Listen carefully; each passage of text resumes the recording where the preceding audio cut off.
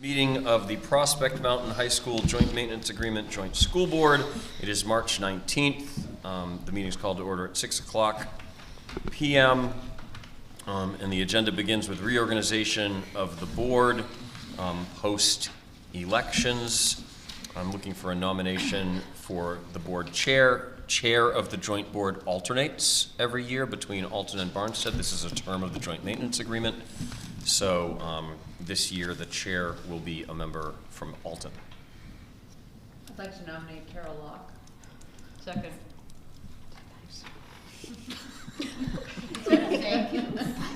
I thank you deeply from the depths of my heart. There's a nomination and a second of Mrs. Locke to serve as board chair for the year. Are there any other nominations? Is there any discussion? All in favor of Carol Locke to serve as board chair, please say aye. Aye. Aye. Mrs. Locke, it is your meeting. All righty, we need a nomination for vice chair now, a Barnstead member. I nominate Jason Henry. Do we have a second? Second. Any discussion? All those in favor? Aye. All righty, you're the vice chair, bud. All right, now we need a nomination of a board secretary. Board secretary simply takes the notes if we're non-public and we're not able to have our normal secretary in the non-public. So it's, any nominations? Oh, come on. Ooh, I'll nominate Eric, just because he's here. Just kidding, I wouldn't do that. What was it Barnstead last year? It was Barnstead It was last Barnstead year. last year. Barnstead last year. Is there an Alton member that would like to be board secretary? Don't do it, Lauren? Okay. I'll second. It's not a heavy lift. I didn't even nominate her, but I Did she nominated Lauren. volunteer? Oh, did you nominate? No. All right, I'll do it. I'll nominate Lauren. I'll second.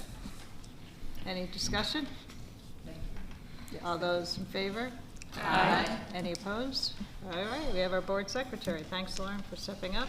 Would everyone please rise for the Pledge of Allegiance? What?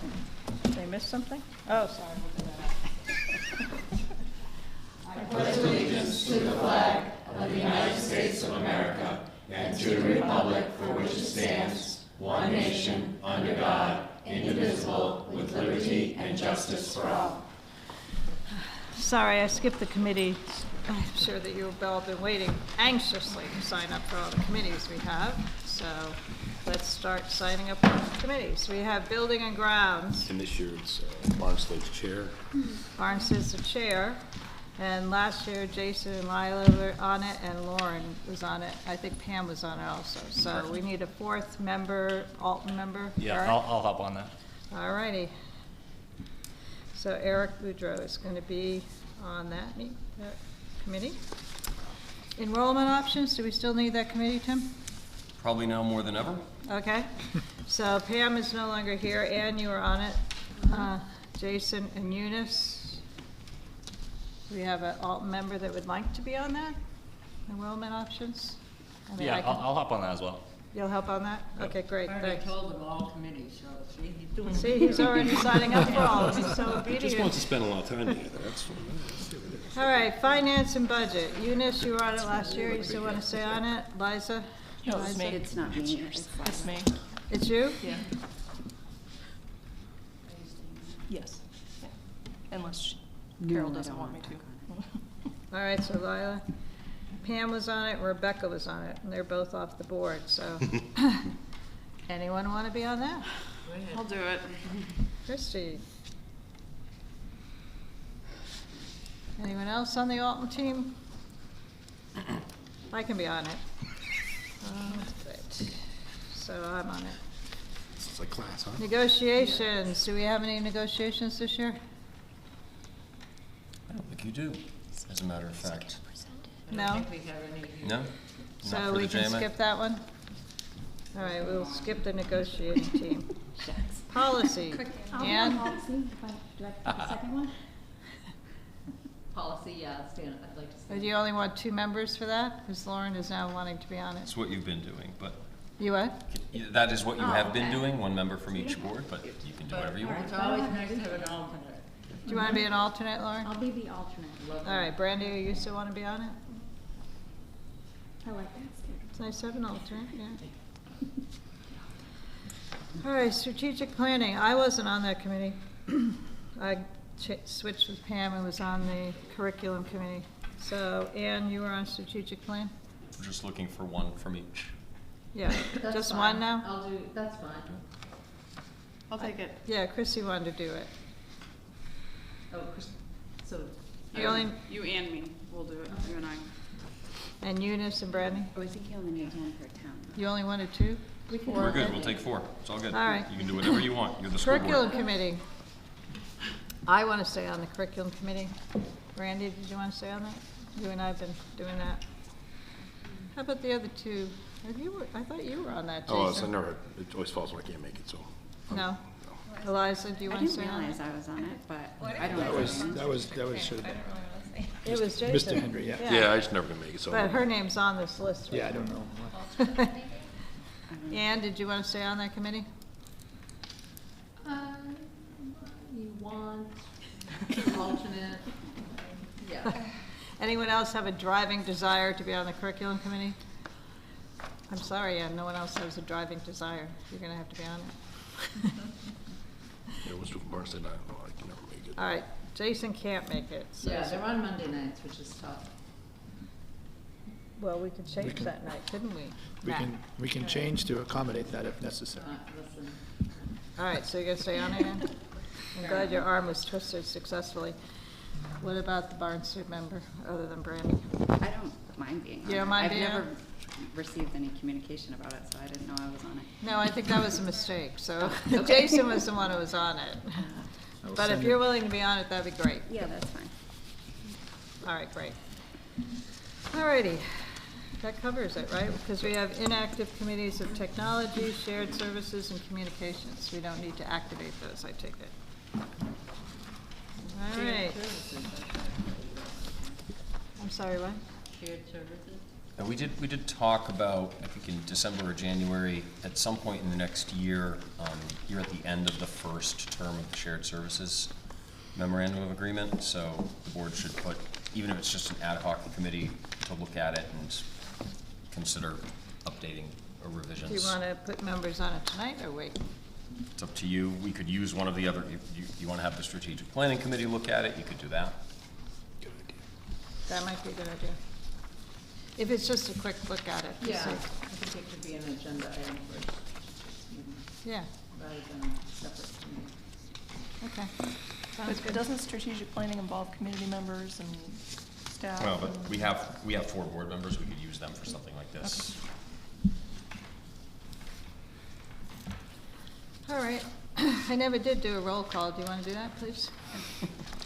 Roll call. Eric Bordeaux. Brandy Pelletier. Christy Wood. Eunice Landry. Shaylee Davis. Matt Chizokis? Carol Lock. Jason Henry? Tim Broderick? Heidi Duford. Lila Duncan. Lauren Peruccio. Eliza Drole. Ann Pierce. All right, we have a presentation now. Yes. All right, you ready for me? So for those of you that don't know, this is Angela Dill. She's one of our science teachers, biology teacher here. And rather than me telling you what's going on, I'm going to allow Angela to wow you with her presentation. So I'm Angela Dill. I've been teaching here for the last 13 years of my 16 years of teaching high school science. I currently teach biology too, which I'm going to tell you a lot about some exciting things that we're doing in my class.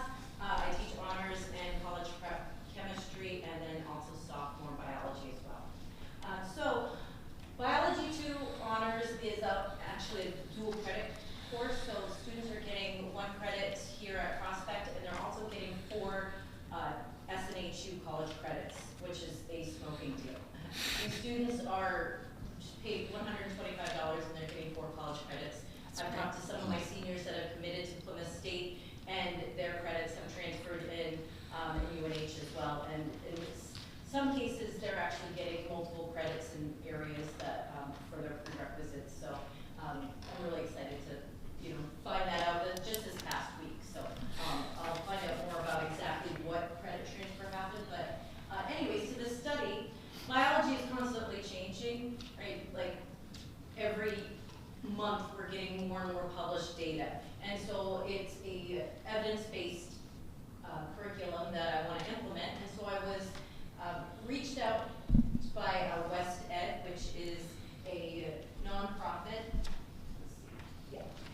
So it's a nonprofit, nationally recognized educational research and development agency, and so they reached out to me in September and asked if I would implement this case study curriculum. And so it follows the NGSS model, which are what our state standards in science are based on, and it also follows the 5E model as well, which is engagement and evaluation and several other things. So it's current with science standards. And it was really exciting because it was a great way to introduce the DNA and genetics unit of the course. It also provides real-life applications, and a lot of my students are going into sports medicine, other biological fields, medical fields, and so this is a great chance to learn about current research that is going on in the fields of epigenetics. And I'll talk about what that is in just a moment. It was Principal Davis and Superintendent Broderick approved this in September, October. And so what they did was they gave pre and post surveys from the students, which I'm still waiting to get that data. But it was implemented at the end of November and went through November to December, so about a 2-month span. And in that time, we would work with the curriculum, and then we'd also go back and learn the basics of DNA and genetics as well. So it was an online platform that, I'll just show you here really quickly, but it was a series of 5 lessons, as I said, and they would have these videos as well as case studies and also peer-reviewed articles, which is a fantastic way for these students to learn about current biological research, and more so than what our textbook could do. And so it was a series of videos. We would watch the videos together as a class, then they would hop on to this platform and answer questions and save those questions. At the end, there would be some sort of evaluation, so it would be like a multiple choice quiz, or it would be some sort of presentation that the students had. So this is just a sample of what it looked like for the students. And as we went through, students didn't really know what epigenetics was to begin with, because as we learn about biology, we understand that DNA has random mutations. But epigenetics looks at how behaviors and environmental aspects affect DNA. And so this will be research that's just coming out to, into the field that we're seeing from the last 3 or 4 years. And so the first lesson was introducing epigenetics and really talking about the nature versus nurture debate, and just getting some students familiar with what epigenetics is. And following that, we looked at the molecular detail of epigenetics. So we're looking at the 3 major ways that these behavioral and environmental effects could change DNA. And so we were looking at this, and we supplemented a lot with the textbook here, learning the basics about DNA anatomy and how DNA replication and protein synthesis occurs.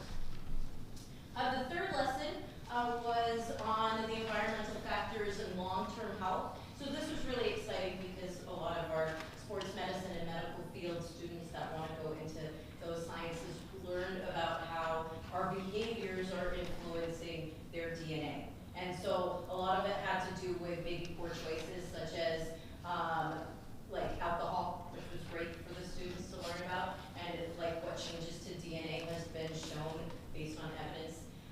Also, like hunger was one. And so students chose what group they wanted to be in, and they got the homework of reading through the article at night, and then they put together a poster in groups of 3 to 4 about what they read. So these are just some student samples.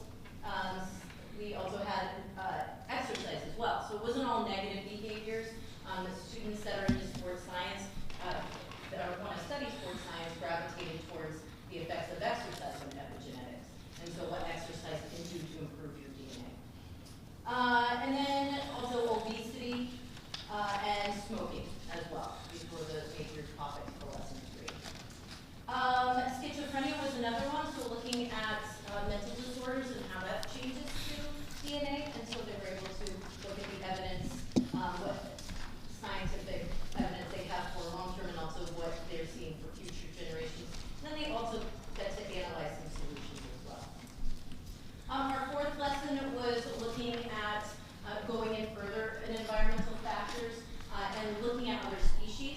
So we were looking at how climate change is affecting, say, reptile sex determination, right? So the hotter it is in the sand, for example, sea turtles will have more female births, like the eggs will hatch and they'll be females rather than males. So just some of the effects of climate change that they seem to be looking out for. They're not all human science-based studies, so some of the other students that are going to go into other biological fields have some different species to learn about. So these are just some more samples. So these are some whiteboards. Again, students got placed in groups based on their interests, and they read through the peer-reviewed articles, and then they synthesized together in their small groups. Made these whiteboards, and then they presented to the rest of the class. Following that, they would answer questions independently through that platform on the Blueprint of Life. And here's some more here. This last one is, stress on livestock, for instance. So just what does evidence show for DNA changes in livestock? And then our last lesson was great because this had them analyze the pros and cons of using epigenetics, so epigenetic testing. And so this is just some sample work from students. So they weighed out all the pros that they learned about in the previous 4 lessons, and then all the cons, and really looking at the ethical considerations of whether or not we should be using genetic testing or not. So these are just some more samples here to see. These are Jamboards, they're called, and so they're just like post-it notes where students have their own Jamboard and assignment during class, and then they submit it. So screenshots of their work. But it's really cool because after this lesson implementation, I have bi-monthly current event summaries for students to do, and they're continuing to look at epigenetic research, which is really exciting. These are just 4 examples of papers that students have written, just screenshots and put introduction. But we're constantly seeing students do the same types of epigenetic changes, like what's happening with DNA. So this one's looking at new research on how microplastics are affecting the placenta of humans, so environmental pollution. Another is looking at genetic screening of newborns and how we need more evidence for that testing, so looking at more ethical considerations. This last one is looking at epigenetic changes in twins. And this is exciting because one of the lesson articles focused on studies with twins and how twins through several generations, how their different choices and behaviors affected their DNA, because essentially they have the same DNA, and just comparing that. So this student went further and found another article to do her summary on. And then this one is the effects of COVID on the epigenetics. I have another current event due on Sunday of this week, and already students are choosing ones. There's one on microplastics and the link between that and but it's more on microplastics. So that same student is learning more each current event about a similar topic, which is really exciting. So just wanted to share that with you. I don't know if you have any questions, but I really enjoyed teaching this class. Students enjoyed this lesson. We did have some technological difficulties with it, and so West Ed was available on call for us to go through some technological difficulties and help us with that. But it was, in my opinion, a success based on what the students are doing and what they're doing post this lesson from December. Are these seniors in this class? These are all seniors. I'm not sure I was just curious if yes, they were seniors. It's really exciting because these are all seniors, and 16 of the 19 of them I had in honors chemistry last year. So we're doing a lot of biochemistry, and I can have them recall information from last year, which is super exciting. So hopefully we'll get to continue this class because they're getting 4 college credits, if not more, and for general biology, and they also get a full year of it rather than a semester. That's great. That's impressive. I love the fact that they get the college credit. And it sounds like a dynamic learning environment. Sounds like a fascinating subject to me.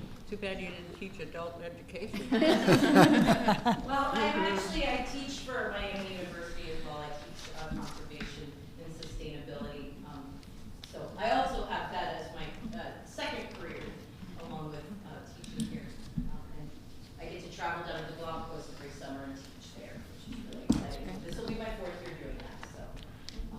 it's great because I do have the experience of teaching at the postgraduate level, so they're actually, they're getting their master's degrees, and I'm teaching their course for them. And I went through the program, and they asked me to teach it when I graduated, so I'm really excited to be able to do that. Also a lifelong learner, and I can show them that, I'm not just a teacher, I'm also a scientist as well. Angela, what preparation did you have to go through to get yourself ready for these lessons? So I went through all the lessons first. I read the journal articles, and they had actually suggested this for sophomore level, which I gave a lot of feedback immediately and said there is no way I'm implementing this in my sophomore levels. It was too technical, and talking over with Jacqueline, who was my contact point at Wested, she said that was a lot of the feedback as well. But these students rose to the challenge. If they didn't understand it, they were asking questions. It was a great class discussion. You could just go through the 5 lessons and they could watch the videos independently, do the projects on their own, but I wanted more collaboration and discussion. And with our current events, they're due bi-monthly on Sundays. Every Monday when we come to class, I put students in groups based on their topics, and they discuss the current research. So they get to further those conversations, which is really exciting as well. But yes, I went through, I read, I watched the videos, and a lot of it I did learn a lot, which was exciting. I was getting, I was showing them that I'm also learning some of this information because it's really new research. Biology is constantly changing, so it's really exciting to have current biological research that is, in this curriculum format. And so if they want next year to do a different unit, and I would, gladly accept if it was approved to do that again, just because it's providing so much current biological research that, I would be able to put together on my own with my time constraints. That's great. Any other questions? Thank you so much for presenting. Thank you.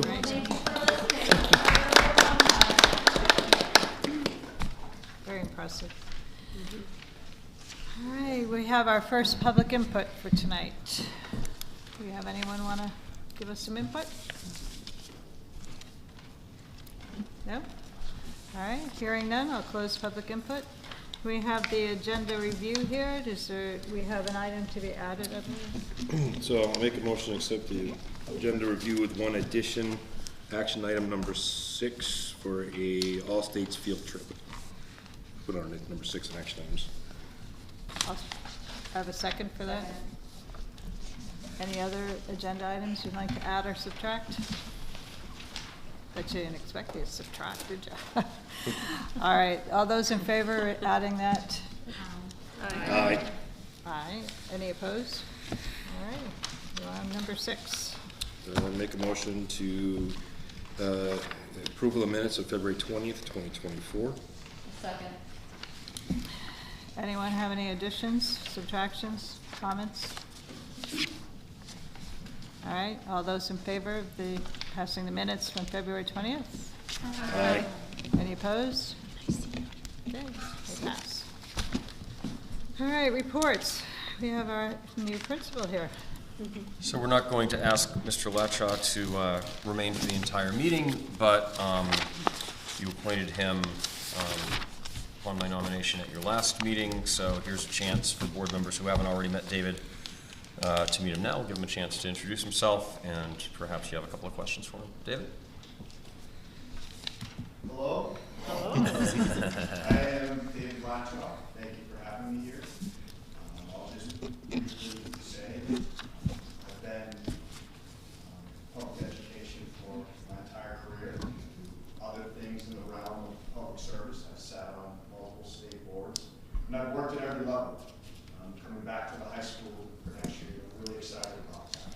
While I was sitting here, I was texting with my mother, who reminded me that she was a teacher for 35 years. Her public career started in Barnstead in 1974. Oh, wow. She left, and then she came back in the late 80s, and she taught in Alton. So I thought that was kind of a unique coincidence. That's interesting. Yeah. Various roles, various titles, various grades. My brother was a student as well for a few years.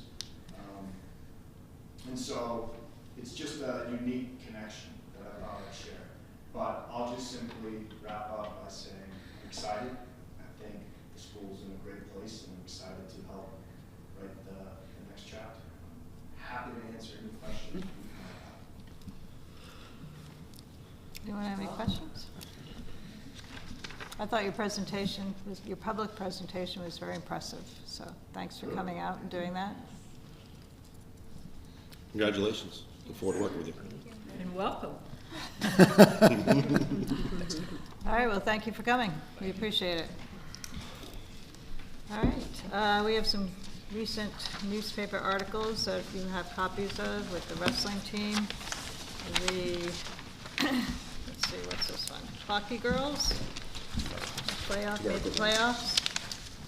And we have more hockey on the next page. Is that the girls or the boys? So it's the first year of competition in wrestling. It's the first year of competition in the girls' ice hockey co-op. It is not the first year of robotics, which is the fourth article. And this is a new place that they're able to, I saw this in the paper, right? Yeah. So they partnered with the Interlakes team to lease some space, Yeah. which gave them, we don't have enough space for them to set up a field that's the size of the actual first robotics competition field.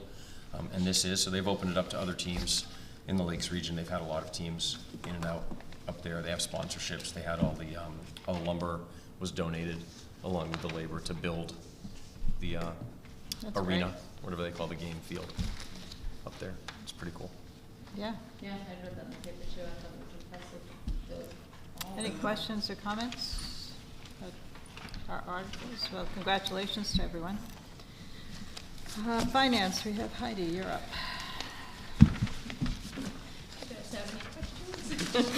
Oh, you only want questions? No, but I will say this. Those new board members, just so you know, we pay $50 each towards a scholarship. And I paid my check tonight. Eunice beat me though, she was number one, and I took care of mine tonight. So, welcome. Day one, they want your money. Day one. So at the next board meeting. Next board meeting. So we do give a scholarship to a student at the end of the year, and it's $50 from each member, so it's a $500 scholarship from the board. So, And I collect the money. And I'm usually last, but this year. all right, any questions for Heidi?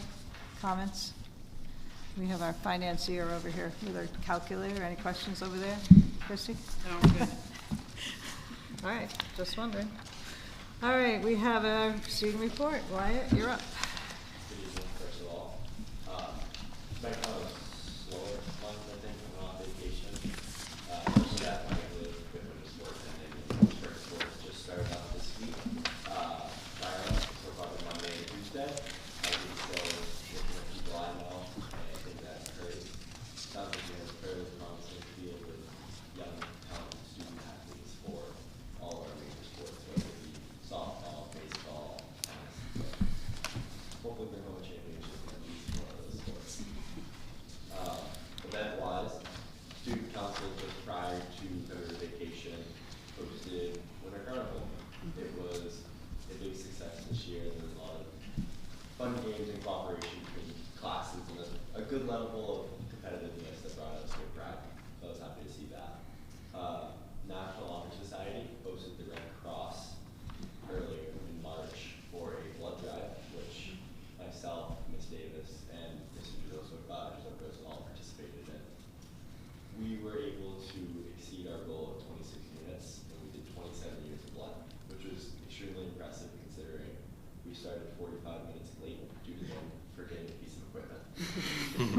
So that was a good success, and shout out to Julia and West for organizing that, getting it run smoothly. This month is Music in Our Schools. That is run by Tribe and Music Honor Society. So pretty much they're doing things like guess that tune at lunch, different themes throughout the week, trying to get people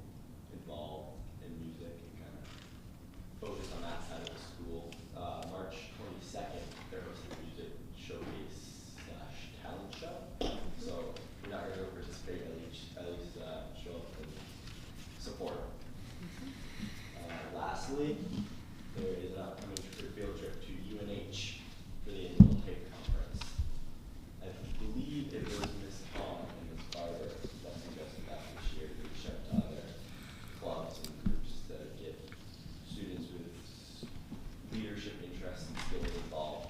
Pretty much HYPE is a conference meant for high schoolers. It was started back in 2009, I think, as a senior project. And their goal is to just bring students in, teach them about leadership, teach them new skills, and kind of start some discussions and go into depth on various topics. And get like a, not like a real world sense, but what it's like to be involved in leadership. I think that's a really good experience. Great. Any questions for Wyatt? I would just like to point out that Wyatt has been accepted to ASP, which is a very prestigious honor. So he'll be looking at going to St. Paul's for a summer program. And speaking of finances, I would love to see some type of scholarship for the kids that go to St. Paul's, especially, for example, in Wyatt's situation. He is interested in engineering, and we do not offer engineering here. And so he will be able to really do an in-depth dive of that. And I think that's really fantastic, and I would love to be able to help fund that for kids, because I think that it is a barrier. The cost is certainly a barrier, but it is a fantastic experience, speaking from personal experience as well. So I think there was there another student that was accepted at St. Paul's? Yeah, Victoria Kaiser. Okay. So Congratulations. Yes. And the school's not notified, so those are the two we're aware of so far. Right. So congratulations to anyone that's accepted. It's very prestigious. Madam It's Chair. very difficult because they also have to give up their summer wages to go to St. Paul's. Correct. That's right. You know, so, Madam Chair, may I? I'm sorry, yes, certainly. So I didn't arrange this with Mrs. Pierce. I was going to wait until I could put this in writing, but so scholarships are awkward for public school districts. We can't use budgeted funds to provide scholarships for individual students. We're also not supposed to use student activities money for scholarship purposes, even though some schools do. However, I had told some of you over the years that I intended to try to get a 501c3 started that's independent of the school, but to benefit student scholarships. Somebody has verbally pledged about $10,000 to get that started. Oh, wow. So I don't know how long it will take for the 501c3 bylaws to be written and paperwork to be done and registration with the Secretary of State. It will have to have its own board of directors, so there's work to be done. But that is the kind of entity that could pledge a certain amount of funding for any student from the school who gets into the advanced studies program, along with college or even trade-oriented scholarships for students who are going to work after graduation. So there is progress on that front, and hopefully I can get something more than verbal and bring you some things in writing in the near future. Again, congratulations. That's great. Great news. Well done. All right, we're on for Haley now. All right, so here on the front page, you can see, you haven't seen anything till you've seen a couple hundred kids out sitting playing crab soccer in the auditorium. So Winter Carnival was just such a joy, and it was so wonderful to bring the community together. And I think that for me, the beauty of Winter Carnival is that, you know, when you bring competition into something, you bring in pride in your class. And I saw that day, and kids were just so excited. I want to highlight our Student of the Month and Good News Assembly. Principals was what we focused on for the month of January, and then in February we celebrated. So these are students that their decision-making and actions are guided by clear principles. These students reveal their values and ethics in their actions and deeds. And so I'd like to publicly announce that Katie Jones, a freshman, Kydelyn Dowling, a sophomore, Ben Gagnon, a junior, Jordana Price, a junior, and Robbie Gordon, a senior, all won Student of the Month for principals. And this is nominated by staff members. And so then, I know we have a lot to go through tonight, so I'll go through my principal's report quickly, but we have a lot of wonderful things going on. And I just want to praise our faculty, because our faculty doing extracurriculars brings such richness to our school community through the development of bulletin boards.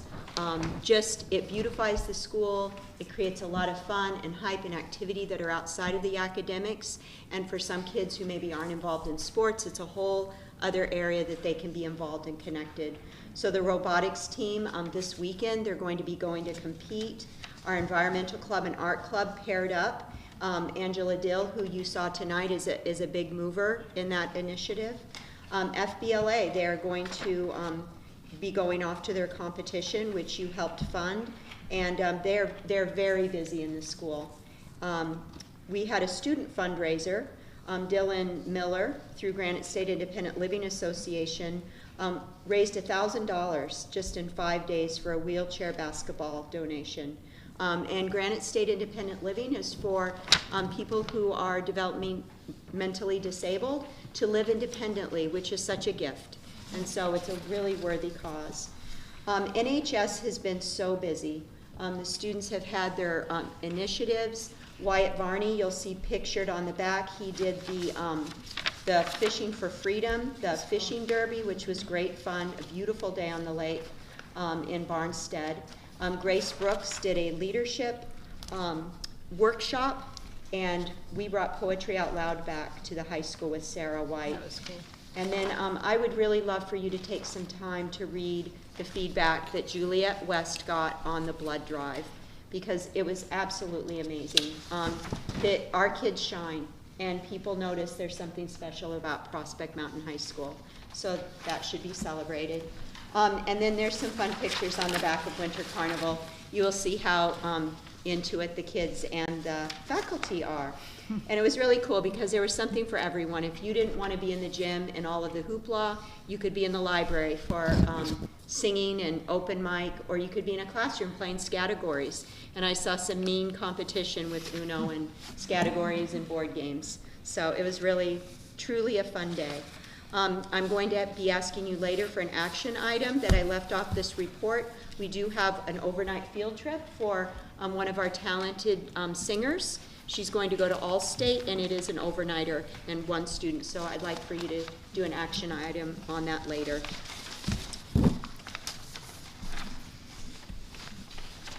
So commencement planning, Charlie, you have that under your name. Tim, do you want to do Yeah, there's a handout on the table. The interim principal has been receiving a lot of suggestions and feedback about how commencement should be planned and executed. And I think that's partially because every year there has been an open conversation about how should we do graduation this year, which is a little different from what you see at many schools where there's a pretty established tradition.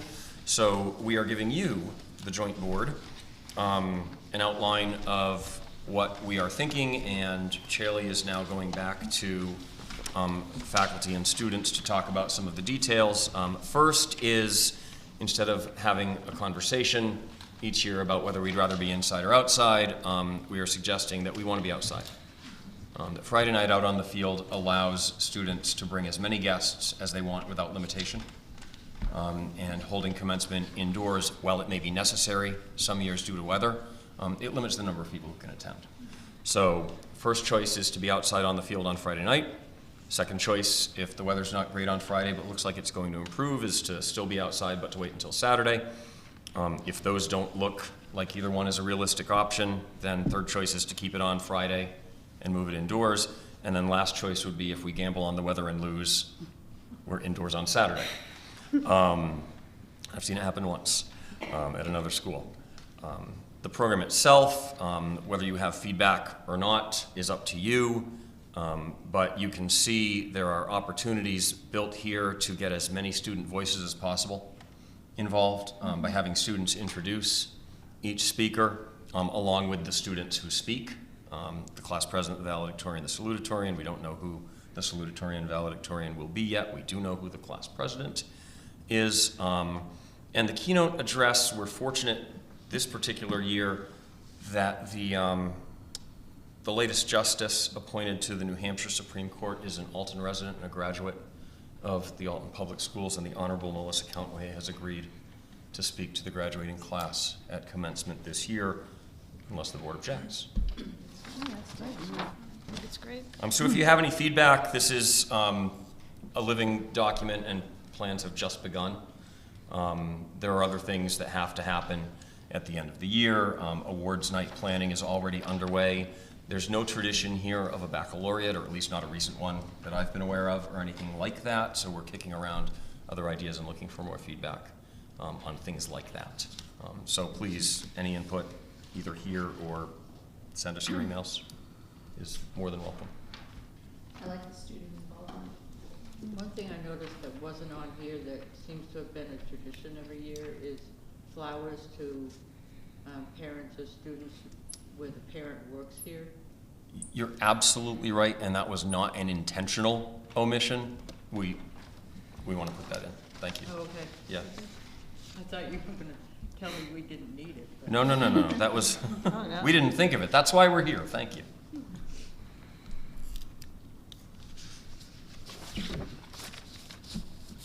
And staff members who have children graduating also get to give their diplomas to them, correct? Yep, we have that here. There's also, we haven't had a lot of school board attendance at commencement, at least not in recent years. I don't know if that's a change from the past, but I would hope to see as many of you as possible there. I didn't highlight this, but I think it should be highlighted, although it's a little different from what the tradition has been here. It is actually the school board that is awarding diplomas, so it should be the chair of the board, or you could take turns, who hands diplomas to students. And the exception to that is if we have a parent or a grandparent who works in the school system. Traditionally, most schools would allow that parent employee to hand their own child Or a school board their member, diploma. if Or a they school have board, a right, And the any other of you. tradition, just so that people Yeah. are aware, is that the board members usually wear the gown from Academic robes. academic robes, thank you, yeah. So if we don't know where you went to school or at what level, we'll be asking. And we provide those. The school provides those for our faculty. We'll do that for board members as well. Yeah, I think it's a nice presentation, when the school board is there, and as many people that can go. I think it's a really nice look, and, I'm in favor of. There is one, we worked on how to think about the amount of time. You know, we'd like a commencement that lasts 90 minutes is great. A commencement that lasts 91 minutes is a little too long. So one of the things that Chaley will be talking to class advisors and kids about is one of the roles we thought that they might choose somebody from the faculty to fill would be reading their names, rather than assign that to the same person or the same position every year. That might be a nice way for them to get. And the other thing that's new here, if you didn't notice it, is recognizing and presenting something to retirees.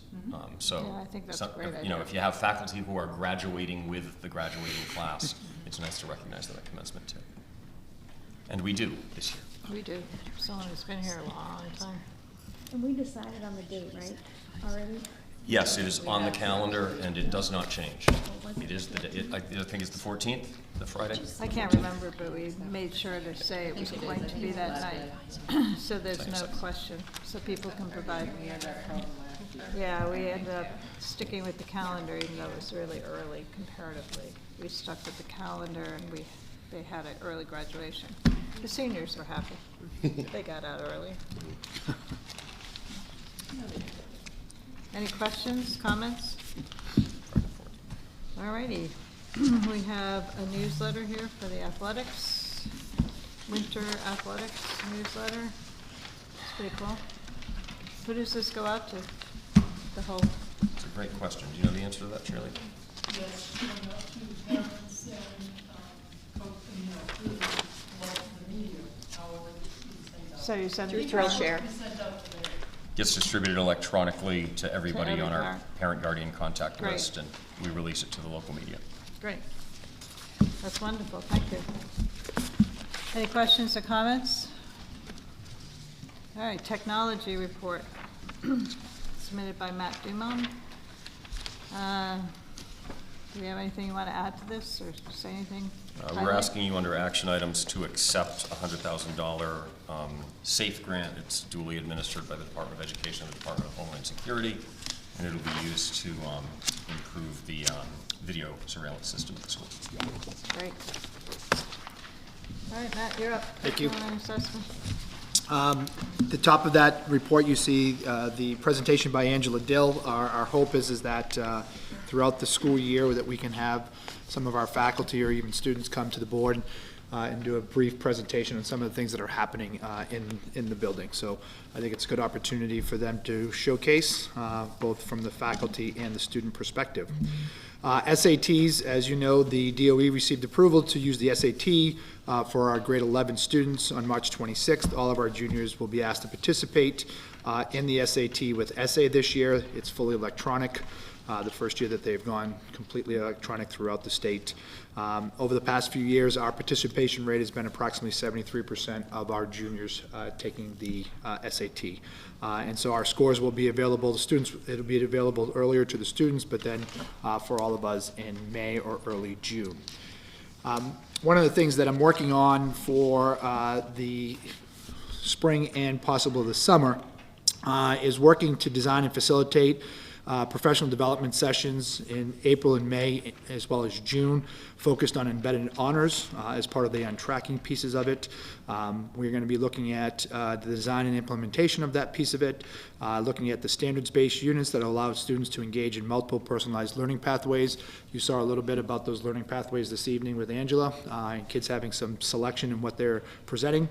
And then looking at how do we embed performance assessments so students can demonstrate their proficiency in that piece of it.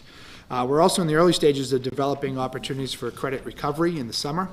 We currently don't have that. They have to go off-site to do that, so Haley and I are working and we'll continue to put together and hopefully be able to offer a standards-based recovery for this summer. So we feel pretty confident that we'll be able to do that, but again, we got to put the finishing touches to it.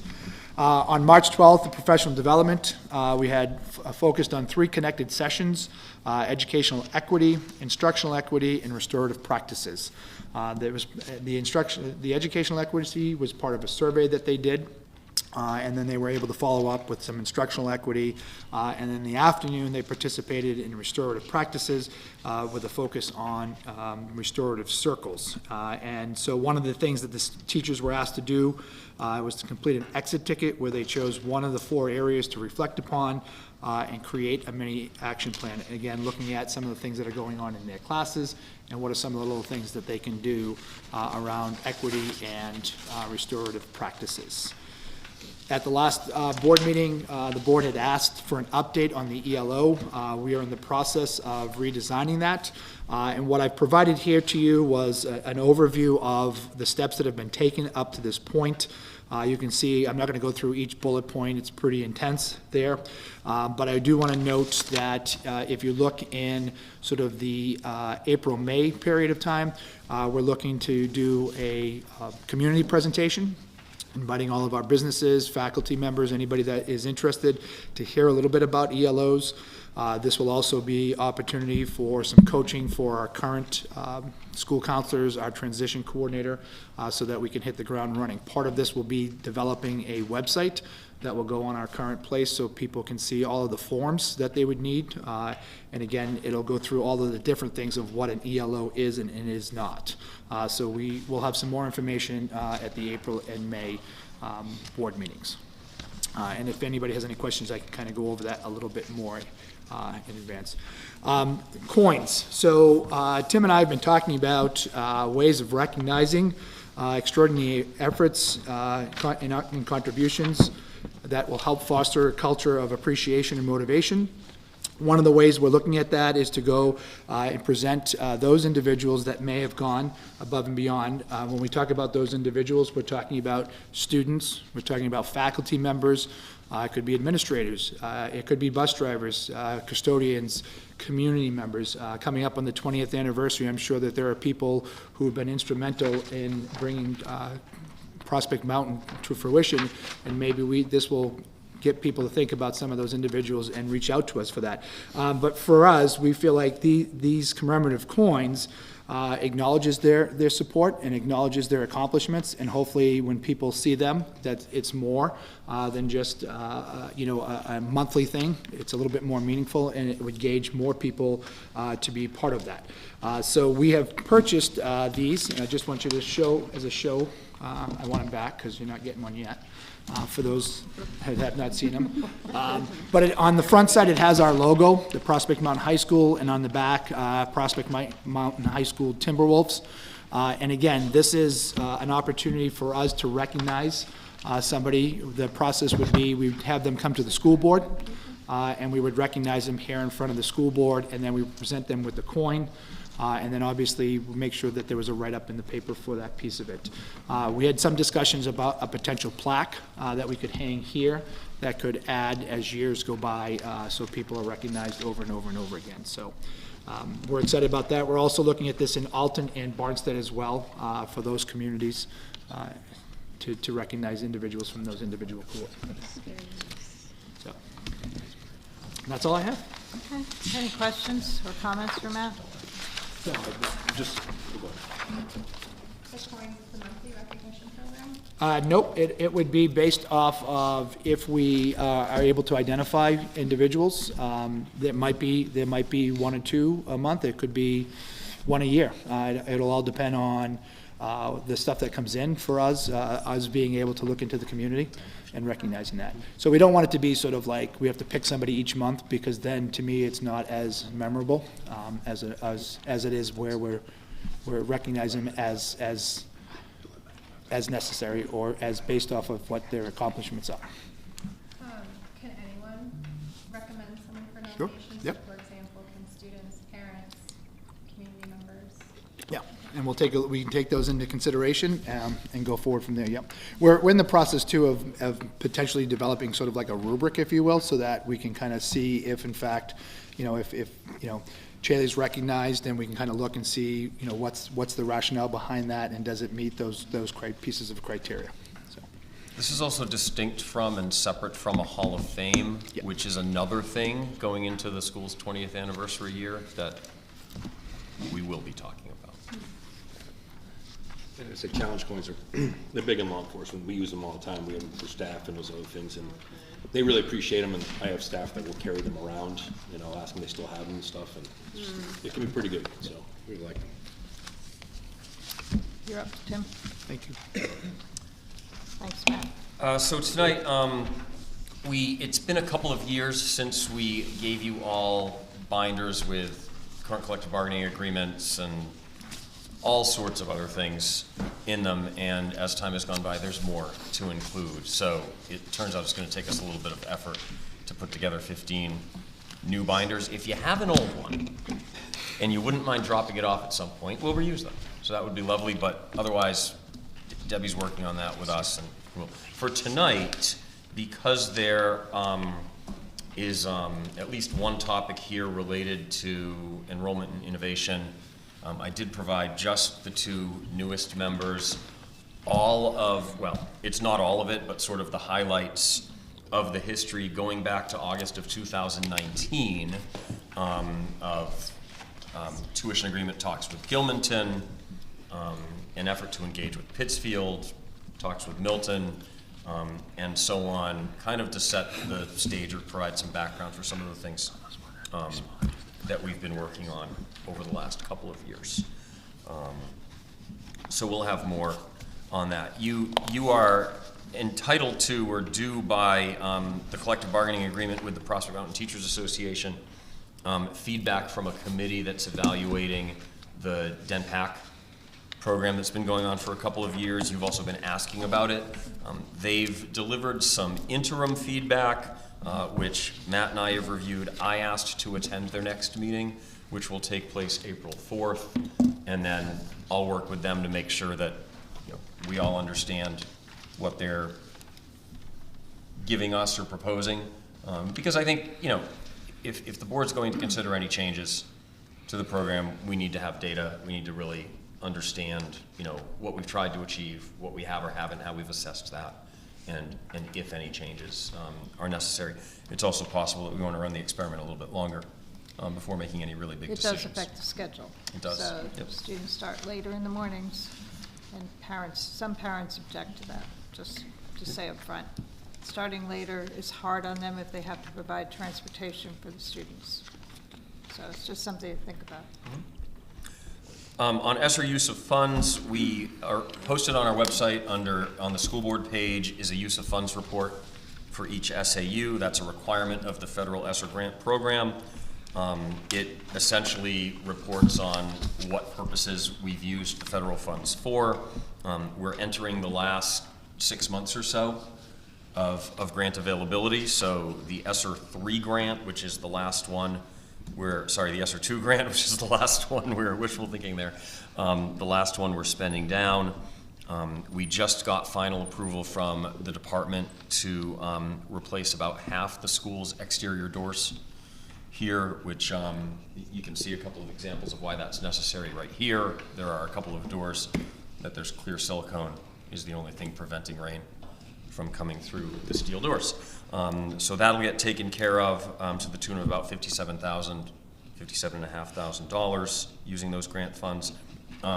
Summer credit or competency recovery, which Mr. Jazokis just talked about, we plan to fund using ESSER money. Districts are required to set aside a percentage of these funds for programs to address lost learning due to the pandemic. That's a quote. And something like a credit recovery program qualifies for that. And then the last thing would be, every year we've been asking faculty to propose enrichment activities that again would connect to lost learning or the student experience as a result of the pandemic. We're hoping for more of those proposals. Every year we hope for more of those proposals. The last year it was only a few things.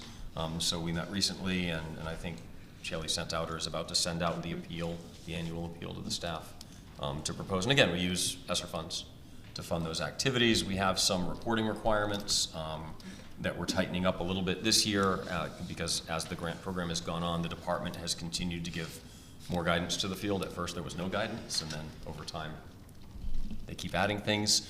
So now we will be doing some pre-assessments and some post-assessments to work with students and parents to determine what are we trying to achieve and then how well did we do achieving those things. And these are all for the purposes of federal accountability in the event that someday we're one of the districts that gets audited by the federal, it's really the Federal Department of Education that comes in, and they could just kind of randomly do little grant audits here and there, which are delightful.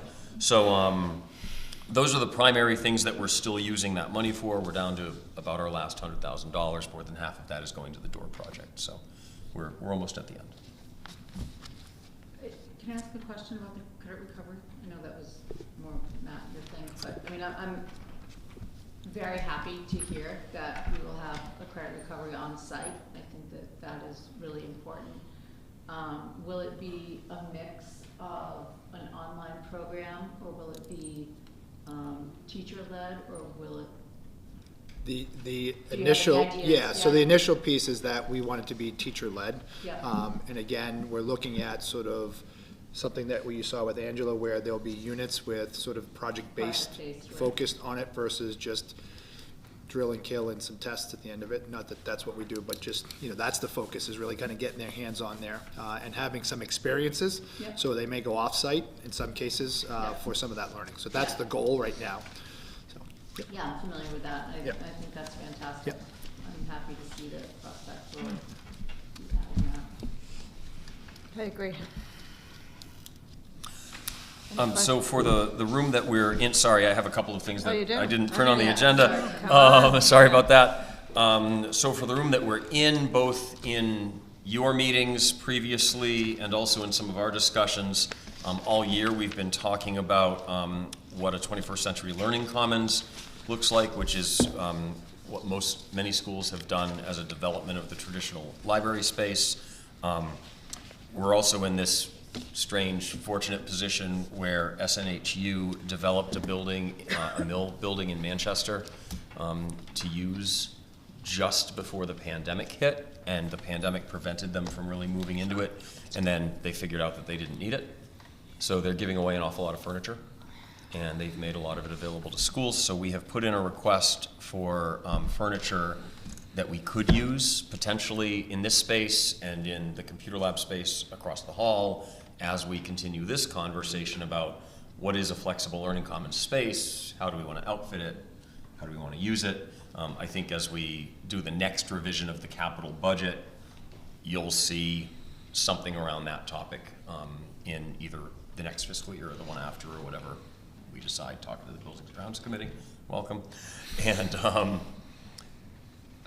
let's see, I think that's it. Yeah. You had something else? No, You're all set? Just was paused there. All right, so action items. The Innovation School Application, New Hampshire Department of Ed, So I didn't bring the whole crew this time, as we did last month when you approved the alternative program that we're calling Granite State Academy. Tonight you have, both in your email and in hard copy form, about a 60-page with appendices innovation plan. This is what the new state law passed a couple of years ago requires if a school wants to be designated by the State Board of Education an innovation school. What that designation allows is for the school to be exempted from regulatory requirements. So if you, I'm not going to present the whole thing, you can all read, but if you go to, starting on page 17, you see waivers and rationale. For the next few pages after that, there is a listing of ed rules. So for example, ed 306.11, that's a regulation. That's a State Board of Education rule based on an RSA or a federal requirement. And this is where we explain why we would need some of these requirements waived, because otherwise a public school in New Hampshire has to comply with all of these regulations and all of these requirements. So that's essentially what this is for. The process of having an innovation plan approved by the State Board of Education, it doesn't happen just like that. First, you, the local school board, approve the innovation plan, which you do not have to do tonight. It is entirely up to you. Take a month if that's what you prefer. Once we send this after your approval to the Department of Ed, they then have 45 days to work back and forth with us, to ask questions, to propose changes, to make edits, before they then schedule this as an item with the State Board of Education.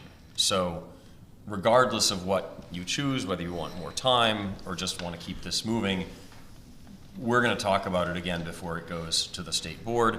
And then finally, I said this last month, I want to reiterate it, we won't actually have any students in the program we're describing until we come back to you and explain how it can work. Because right now, we're not ready to make it work. You know, we need the alternative program approval, we would need the innovation school designation, then we would need to work out a couple of other things before we could actually start opening a program like this to students. We're going to make a motion to table this till next month, so we all have an opportunity to take a look at it. Second. any discussion about tabling it? All those in favor? Aye. Any opposed? Thanks. All right, SAFE grant? I'll make a motion to accept the SAFE grant and award for $100,000. Second. Any discussion, questions? All those in favor of accepting our $100,000 grant? Aye. Any opposed? I hope not. Gym floor project bid, I see you have a bid here for us, Heidi. Do you have a recommendation? Yeah, do you have a recommendation? The gymnasium floor is the first bid, and they are able to schedule for July if we approve this tonight and he gets on the phone tomorrow.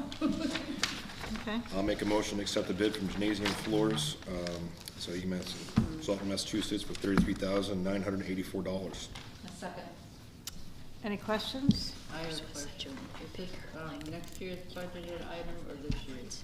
So it's in the capital plan for fiscal '25, which means it will ultimately either have to be taken from, and this is an open question right now, whatever the building and grounds fund is after all elections are over, or it will have to be encumbered from unencumbered surplus at the end of this fiscal year.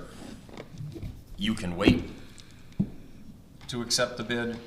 You can accept the bid, but we don't actually enter into a contract until we establish funding. Either way works. There's also, the next part of this item is a little discussion. This is to sand the gym floor to bare wood.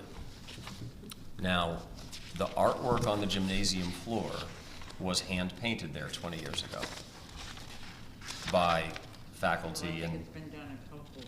so it's been touched up. Everything that used to be white in there is yellow. So if this is difficult, now there's time to have a conversation. No commitments tonight. But it's 20 years. And we have, and you saw it on the back of the coin, a little more modern, a little more athletic looking Timberwolf that we could use. That's a big decision. So I just want to make sure that it's right out here in the middle, that this would entail all new graphics on the gymnasium floor. This bid entails that? This includes it. Do we have a design or rendering to go? So we would go, if this is where we want to go, the next thing we do is work on a design and bring that to you. Any other questions? I have a question. Would that design be something we want to look back to be like for the community again? Like faculty or students working on that, like we did with the original? So the bid includes having it done professionally by the floor company, But I think the he's gym floor talking, company. but I think you're talking about the selection of the. Yeah, so like. Having Oh, input. choosing it. Yeah, we can open that up, we can I think we publish, should. ask for Okay. feedback, put out options, yeah, we can. I think of getting the students and faculty for staff involved. Wolves are hard, it turns out. Yeah, I Of do like all the logo athletic effect. logos, Yeah. wolves are difficult. If we're Okay. gonna put it out there like that, do we give the option for it to also remain as is and be touched up? I don't know if anyone has any. Once you sand it down, It's gone. So that's the problem, Randy, is sanding is sanding. And at 20 years, it's just time. The floor's ready to be refinished. I'm sure they didn't expect it to last 100 years, when they put it there. Can't really speak to that. Can't imagine. I mean, there's gotta be a way that you can honor it somehow, Yeah, it's- but then refinish the floors. I mean, while it's nice to have the emotional tie to the design and the floor, we also want a fresh floor that is functional. Did ACS cut theirs out and then hang it or something, or am I imagining that? you want to cut the Cut it, floor I out because don't you have No, to like cut the floor. cut the design and then or repurpose it, hanging in the, by the It's music sealed room. underneath. Once you sand it, you can. Yeah, but we should be able to digitally like pull that design and reprint it on something. Yeah, you can do Maybe that. that's Take a what maybe picture. then they Yeah. did or something, but Picture, I- or even art class to. Or Yeah, wood- maybe something the art woods class could do. recreate, Yeah. Woods and arts, maybe a cross-cultural, cross-curriculum.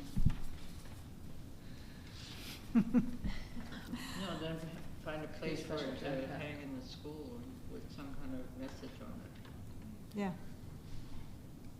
But I do think faculty and students should be part of the whole design. I think you're absolutely right, Wyatt. So, so we have a motion on the floor to accept the bid. With the We want caveat Ray- that a crew's put together to take a vote on what the Right. design's gonna look like. Everyone That was my all first motion. set to vote now? All those in favor? Aye. Any opposed? Okay.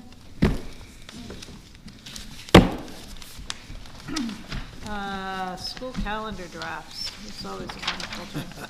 So we are required, and Debbie, do we have all three here tonight?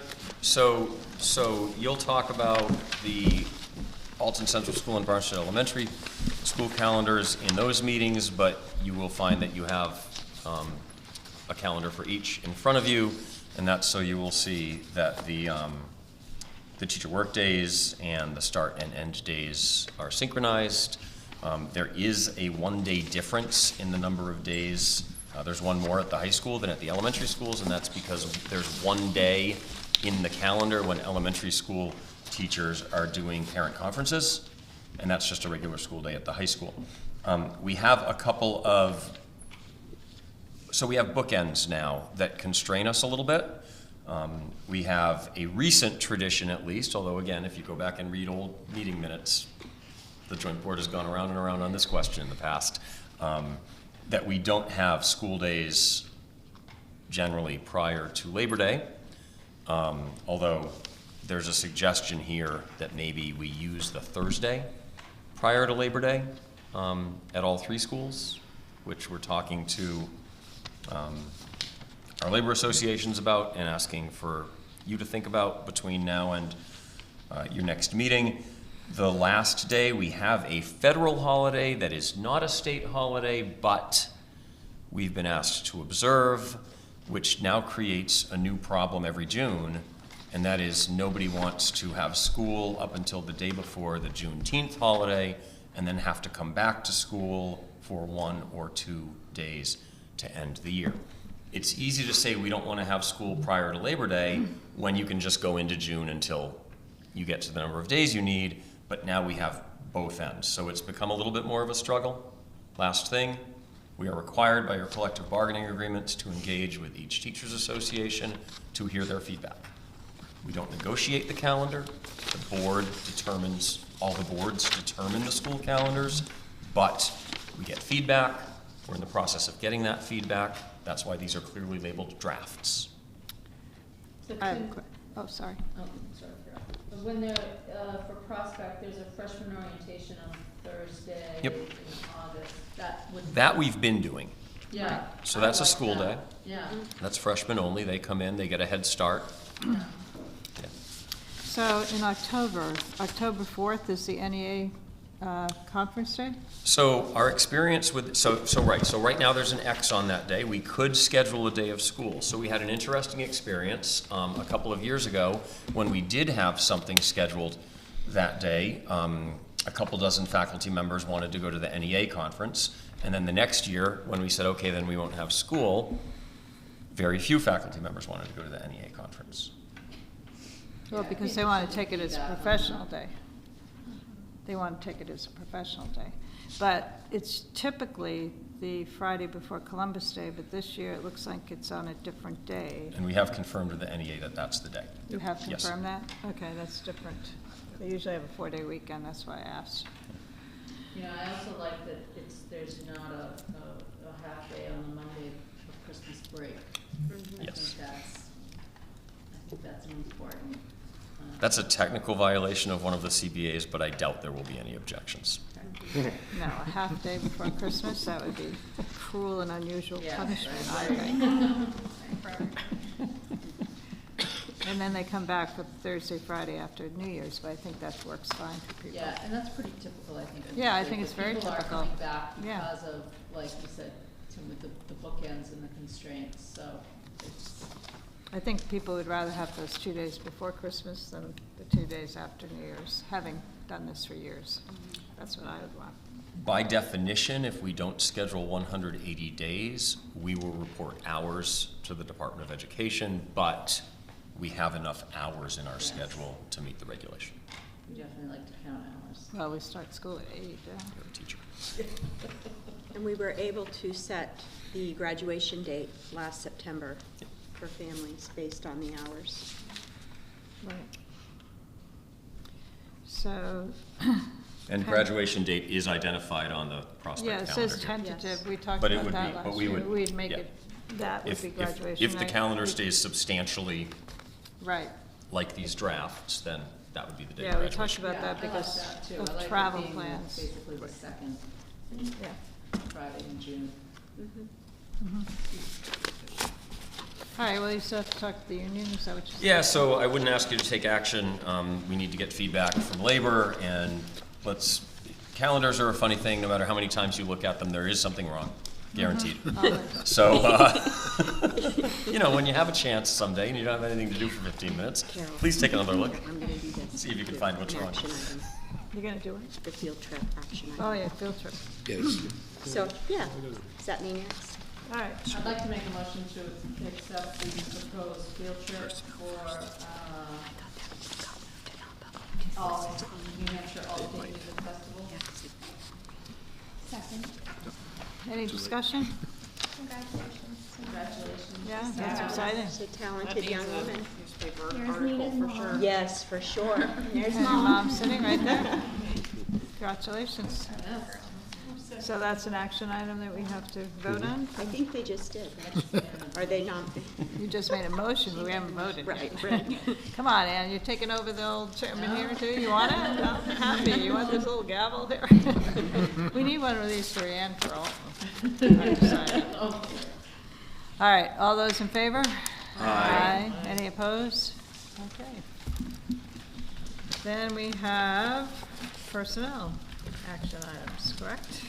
So you have a personnel report on the table. For some of this, you will undoubtedly want to end up in non-public, so it is up to you how you want to proceed. There are professional staff nominations attached to the cover sheet. The front of that page is a memo from me renominating certified educators who work at the high school. This is not the last opportunity to renominate certified educators. There's about another month, but the next JMA joint board meeting is currently scheduled for April 16th. And the deadline in the law for me to notify an educator in writing if I'm not going to renominate them is April 15th. So while it is possible to come back together and make another decision, it's at least convenient to get the vast majority of them done. I do have some confidential information for you in non-public, which you can see printed on the back of the same sheet. I make a motion to move this in all the non-public. Okay. Second. Any questions about that? All those in favor? Aye. Aye. Any opposed? Okay.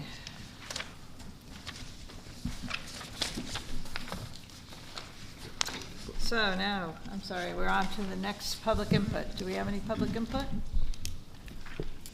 No? Okay. All right, not seeing any, we'll close public input for our second round. Future agenda and follow-up items. Anyone want to add anything for the next agenda? I'm sure Tim will have lots for us to do. So the things are obvious, we've talked about Right. bringing things back. And we'll have the Barnstead vote on the We'll next know, time. yeah, we'll know by then. Yeah. What you guys, once you guys vote, then we can proceed with the budget. Okay, so, not seeing any other future agenda items, is there any other business? Can I have a motion to go into non-public, please? I'll make a motion to go in non-public session under RSA 91-A, 3(2)A and C, professional nominations and union benefits. Second. All those in favor, we need a roll call for this. Yeah. Yes. You need a roll call? Yes. Yes. Yes. Yes. Yes. Yes. Yes. Yes. Yes. You don't have to say your name at that one. Lauren's very firm on that one. I'm just kidding you, just teasing you.